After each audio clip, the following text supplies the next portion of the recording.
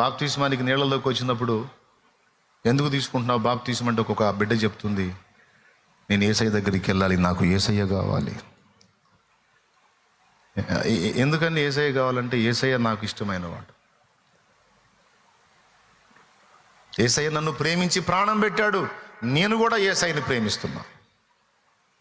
నన్ను ప్రేమించి ప్రాణాధికంగా నన్ను ప్రేమించిన నా యేసయ్య నాకు కావాలి, నేను ఆయన కోసం బతకాలి, నేను ఆయనతోనే ఉండాలి అని చెప్తాడు.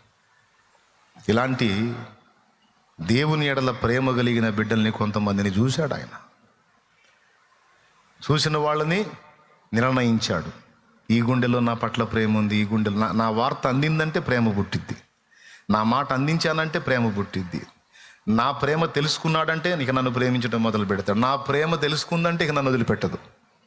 ఇప్పటిదాకా నా ప్రేమ అర్థం కాక తిరుగుతుంది పిచ్చిది, ఇప్పటిదాకా నా ప్రేమ అర్థం కాక తిరుగుతున్నాడు పిచ్చివాడు. నా ప్రేమ అర్థమైందంటే ఇక ఎవడిని లెక్క చేయడు, దేన్ని లెక్క చేయడు, వచ్చేస్తాడు నా దగ్గరికి, నాతోనే ఉంటాడు నా కుమారుడు.